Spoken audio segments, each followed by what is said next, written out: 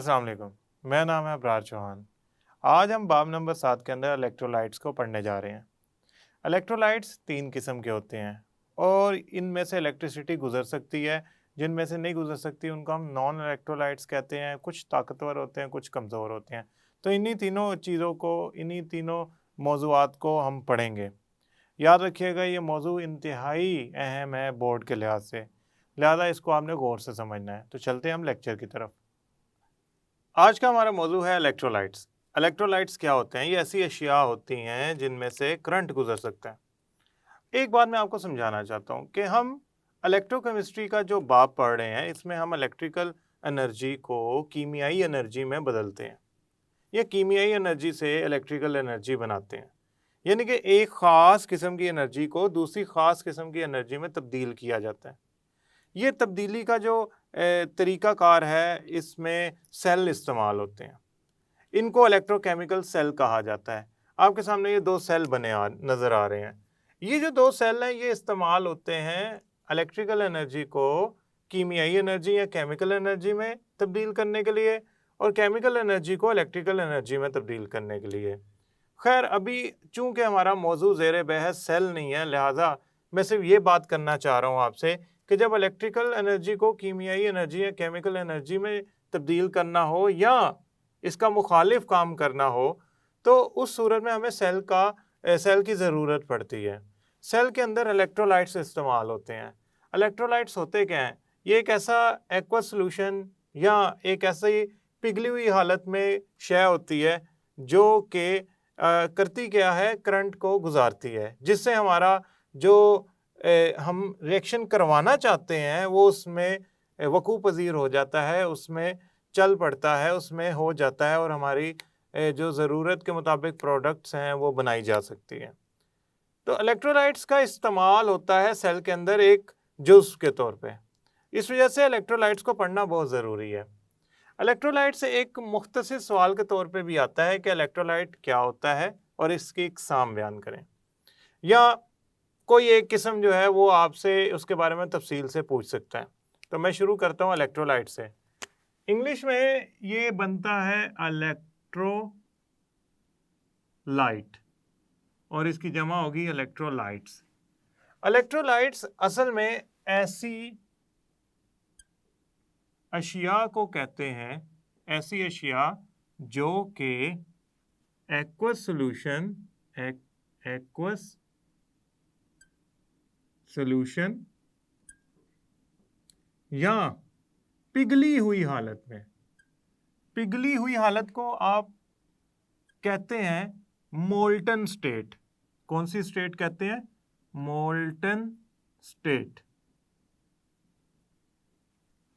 पिघली हुई हालत या मोल्टन स्टेट ऐसी अशिया जो कि एक्वा सॉल्यूशन पिघली हुई हालत में से करंट ना लिखें, आप इलेक्ट्रिसिटी लिख दें। क्यों? इलेक्ट्रिसिटी का वर्ड बार बार, लफ्ज़ जो है बार बार इस्तेमाल हुआ है, तो इलेक्ट्रिसिटी गुजार सकते हैं। इलेक्ट्रोलाइट्स क्या होते हैं? जो अपने अंदर से इलेक्ट्रिसिटी यानी कि करंट गुजार सकते हैं। एक बात आप समझिएगा, इलेक्ट्रिसिटी को गुजरने के लिए कोई, यूं समझ ले, मीडियम चाहिए होता है, यानी कि कोई चीज़ चाहिए होती है, वो इलेक्ट्रोलाइट्स हैं।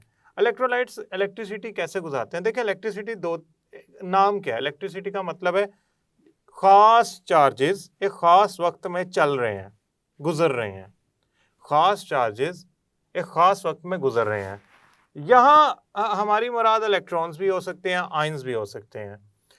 इलेक्ट्रोलाइट्स के अंदर आयंस की जो गुजरना है, जाना है, वो असल में इलेक्ट्रिसिटी का बाइस बनता है। तो मैं यहाँ लिखना चाहूँगा ये लफ्ज़ के इलेक्ट्रोलाइट्स में आयंस का गुजरना या आयंस का मौजूद होना। अगर आप गुजरने को नहीं समझते कि एक अच्छा लफ्ज़ है, तो आयंस का मौजूद होना इलेक्ट्रिसिटी गुजरने का बायस बनता है।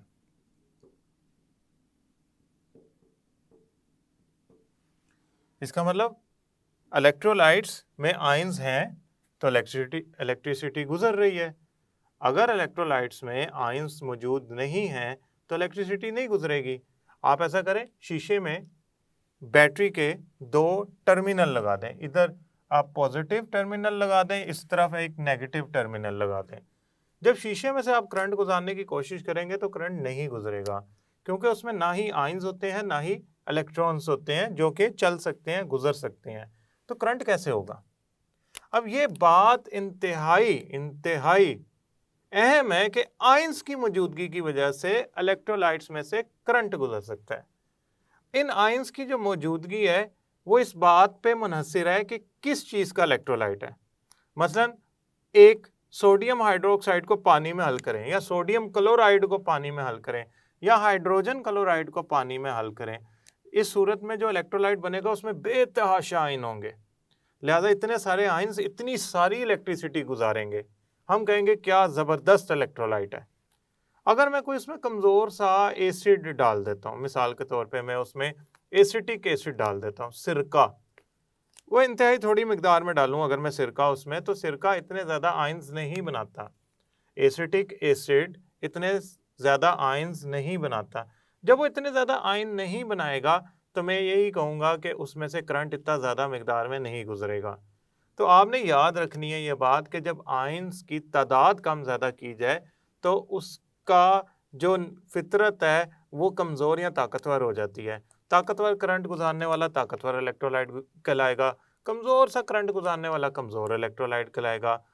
अगर आयन्स ही नहीं है, मसलन मैंने पानी में शुगर हल की, अब शुगर जब पानी में हल होती है, यानी कि चीनी जब पानी में हल होती है, तो पानी उसको हल करने के बाद उसके आयन्स नहीं बनाता।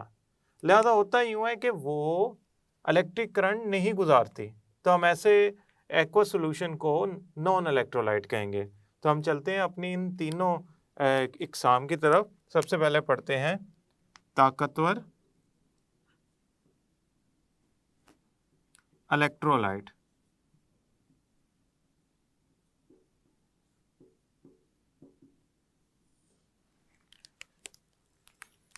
ताकतवर इलेक्ट्रोलाइट उसको कहते हैं, ताकतवर इलेक्ट्रोलाइट उसको कहते हैं जो एक्वस सॉल्यूशन में बहुत ज्यादा आयंस बनाए या मुकम्मल तौर पे आयंस में तब्दील हो जाए। यानी कि मैंने उसकी पानी में जितनी मिकदार हल की है सारी की सारी आयंस में बदल गई है, उस सूरत में भी बहुत ज़्यादा आयंस बनेंगे, वो कहलाएगा ताकतवर इलेक्ट्रोलाइट। इसके अलावा जो पिघले हुए मोल्टन पिघले हुए नमकियात होते हैं, साल्ट होते हैं, जैसे कि मिसाल के तौर पे सोडियम क्लोराइड, वो भी बेहतरीन इलेक्ट्रोलाइट होता है।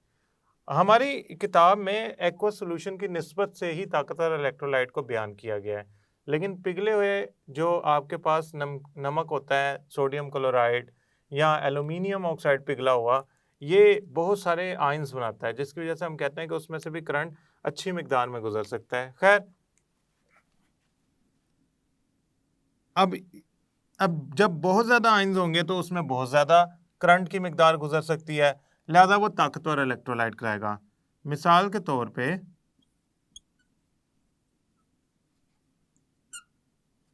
सोडियम क्लोराइड का एक्वस सॉल्यूशन, सोडियम हाइड्रोक्साइड का एक्वस सॉल्यूशन, या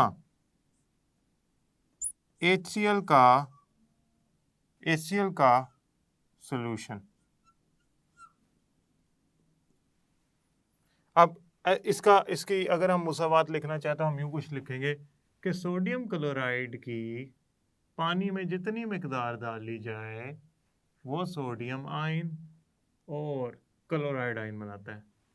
अब आपने एक बात याद रखनी है कि अगर मैं ये ना, वैसे आप यूँ समझें कि सोडियम क्लोराइड, सोडियम हाइड्रोक्साइड और HCl के साथ ऐसा होता है कि जब आप इसे पानी में डालते हैं ना तो तकरीबन ये 100% का 100% ही आयोनाइज हो जाता है, आयंस में तब्दील हो जाता है।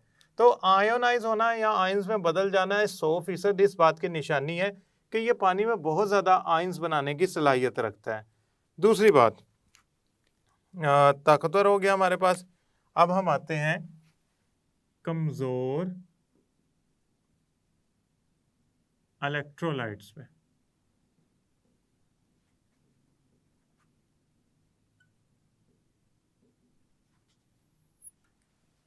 कमज़ोर इलेक्ट्रोलाइट्स क्या होते हैं? कमज़ोर इलेक्ट्रोलाइट्स वो होते हैं जिनके अंदर आयंस बनाने की सलाहियत कम होती है, या जो मुकम्मल तौर पे आयंस में तब्दील नहीं होते।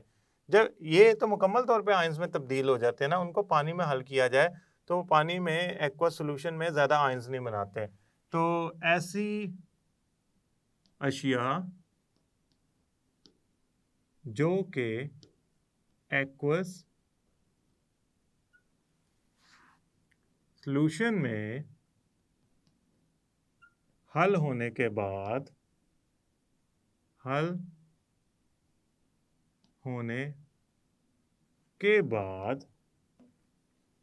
कम आयंस बनाए या मुकम्मल तौर पर हल ना हो, वो कहलाएगा कमज़ोर इलेक्ट्रोलाइट। मसलन एसिटिक एसिड CH3COOH। अब इसको ना थोड़ा सा समझें बात को।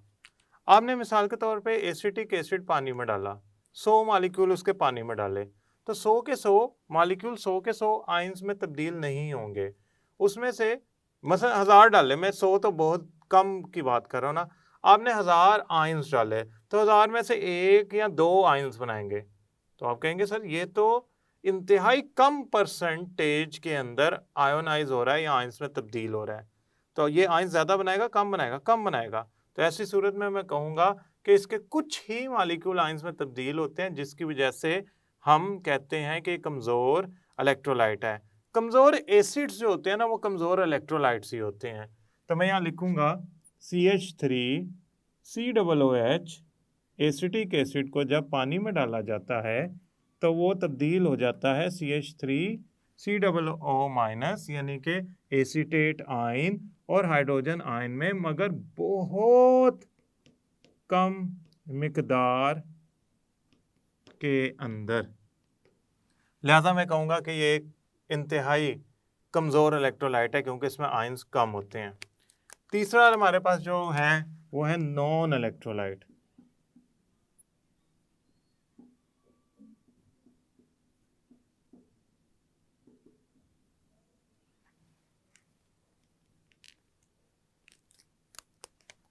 देखो, ऐसी अशिया जो पानी में हल होने के बाद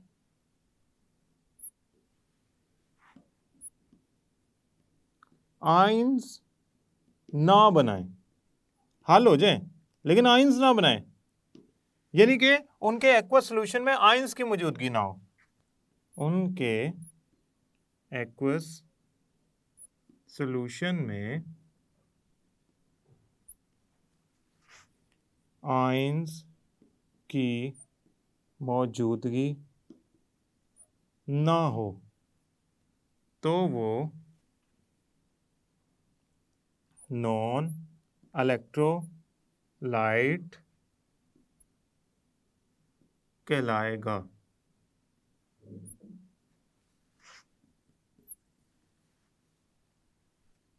मिसाल के तौर पे शुगर का सॉल्यूशन,